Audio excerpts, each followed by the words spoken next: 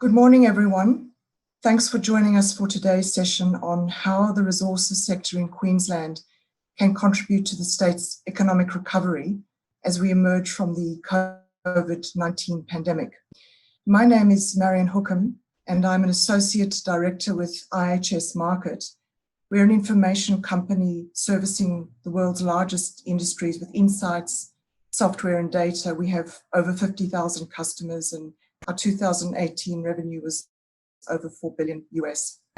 My special area of focus is Queensland metallurgical coal, and it's a great pleasure in that context to speak to these two gentlemen today who are intimate knowledge of the Queensland resources sector in general. Welcome both.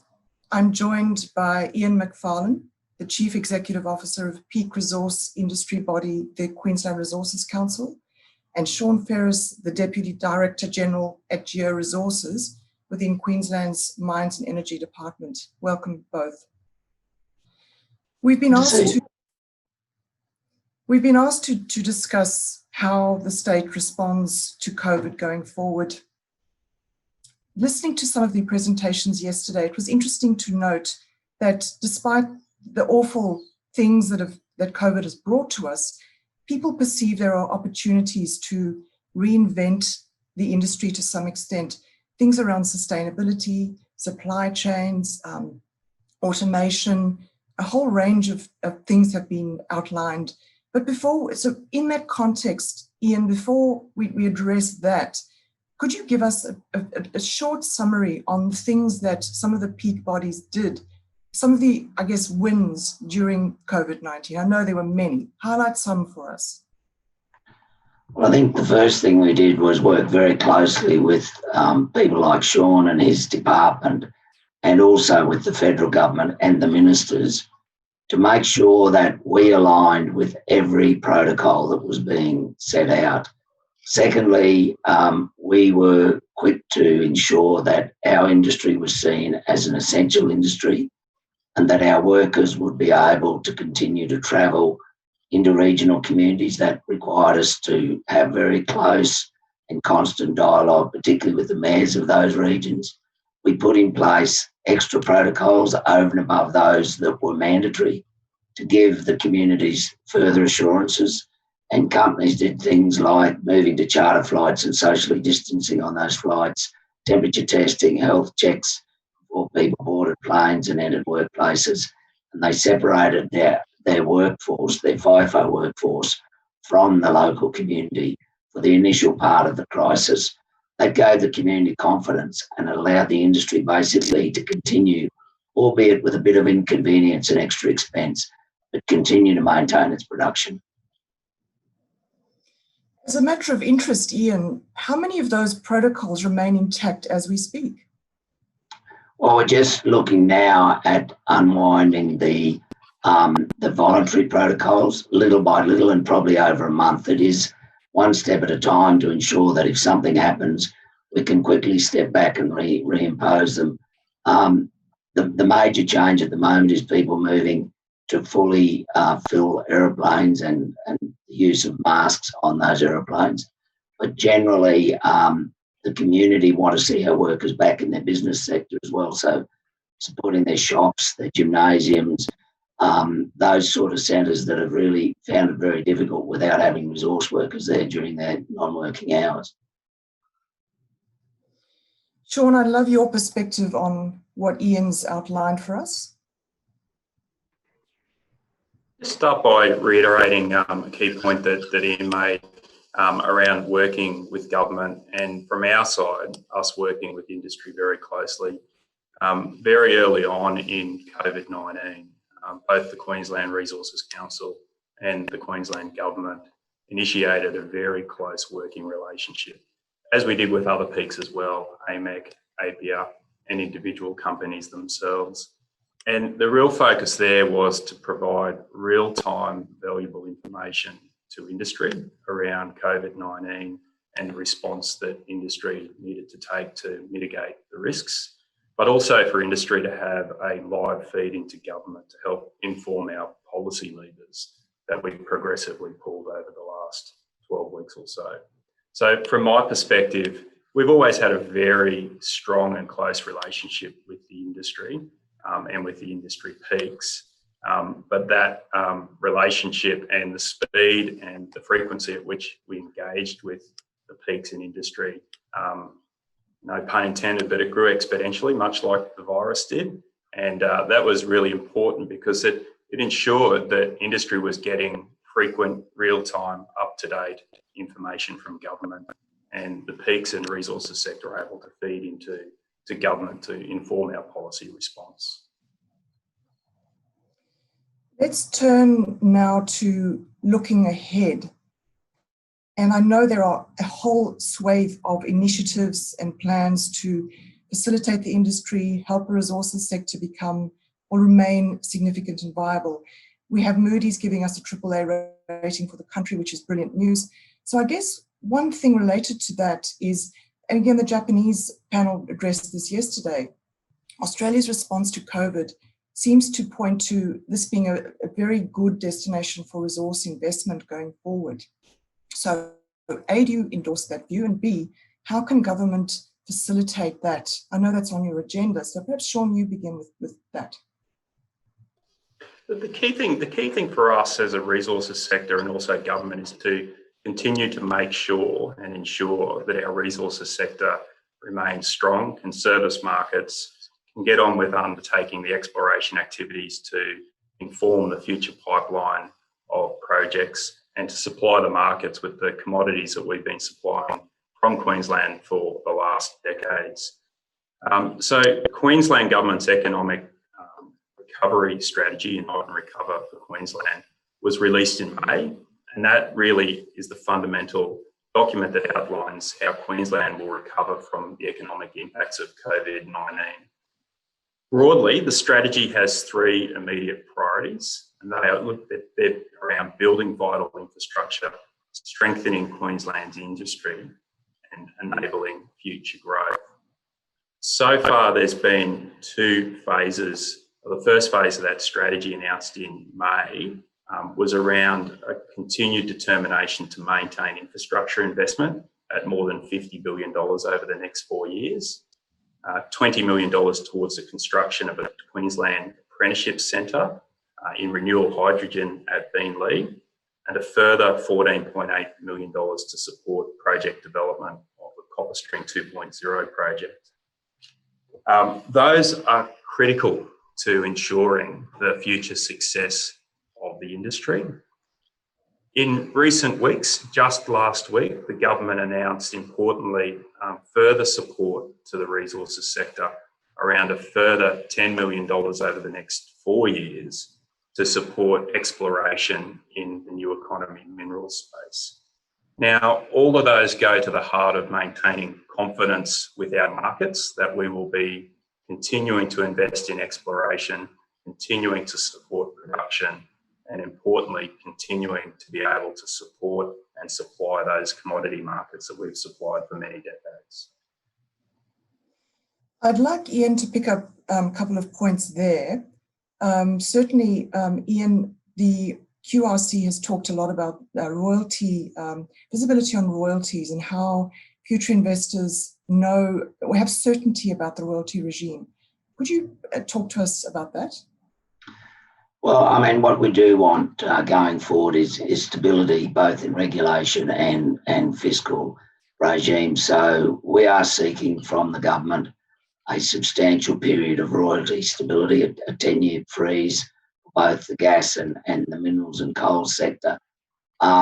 Queensland does have a very substantial royalty contribution from the resources sector. Some $5.3 billion is paid into Treasury each year, and we believe that is more than fair, but we would like to see it rise. So we are asking for royalty stability.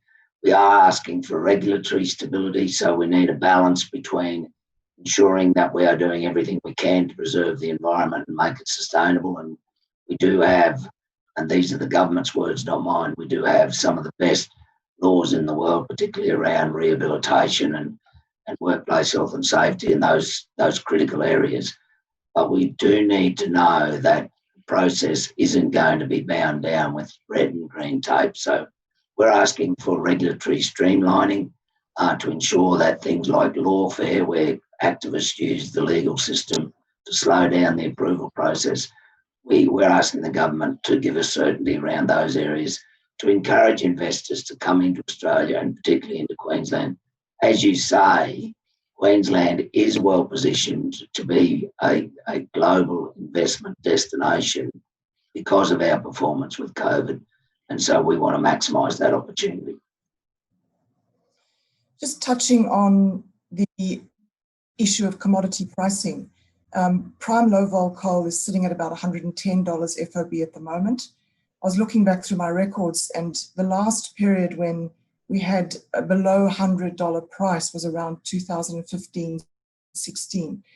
At that time, we saw a significant washout and restructuring, resale of assets. Now, it depends on your forward view around how global economies recovered from COVID, but certainly we're in a fragile position right now. I know you can't affect markets, you can't affect Chinese recovery, but could you give us your 2 cents worth on, how you can help the industry position should prices continue to stay at levels that are uncomfortable in terms of margin? Perhaps Shaun, being an ex-miner or from a mining company, you could address this. From my perspective, the industry's stronger now than it ever has been in the last couple of decades, and I'd go as far as saying match fit from the GFC in the recent decade. So the Queensland resources sector itself is well positioned to ensure that it can, to the best extent possible, ride out these lower prices. And you're right, it depends on your forward look in terms of future prices in the medium to longer term. There's a range of predictions out there that would see prices start to recover this calendar year, towards the back end of this calendar year. And you're right, we have no levers that can influence price or demand. So our role, as Ian has said, is around providing the right policy settings for our industry to sustain itself during low price environments, and then to capitalise as we come out the other side as prices and demand starts to increase. And we are working closely with the industry, particularly the industry peaks, QRC, APIA and AMAC, to understand what are those policy reforms and regulatory reform opportunities that government can make to capitalise as we come out of the low price environment, but also to ensure that during this low price environment, to the extent that we can, we're providing that policy support and consistency to the resources sector. Just by example, if I can, just very quickly, the speed at which the Queensland government and ourselves as the Department of Natural Resources, Mines and Energy stood up the critical resource sector employee exemption process, working with industry to implement that, is a very good recent example of how swiftly and quickly we can work both with the policymakers, with government and with the resources sector to implement a new policy setting around ensuring that fly-in, fly-out workers, which are critical for our resources sector, can continue to support those operations that are based in Queensland. And I'm sure Ian and the industry would agree that through this difficult COVID period, that the speed and the partnership approach that we took with the resources sector is a small shining light in the COVID disruption. Ian, very interested in your view on that. Yeah, absolutely. And I think one of the reasons the industry is where it is now is because of its ability to access people in critical position, both in the department. So Shaun and I almost had a twice, 3 times daily conversation on our mobiles at one stage. Sounds ridiculous, but it was so important to make sure it all worked. We had very good access to government ministers. We were seeing things as they were happening and as they were unfolding. We were looking at what was happening in other countries. We had very direct lines of communication and very quick turnaround times, as Shaun said. In terms of granting travel exemptions for essential workers, the department put in in place a mechanism in less than 36 hours, and we're turning around applications in less than 8 hours, in some cases in less than 2 hours. That was critical to keep the industry rolling, because if we'd lost our momentum, it would have been very difficult to pick it up again.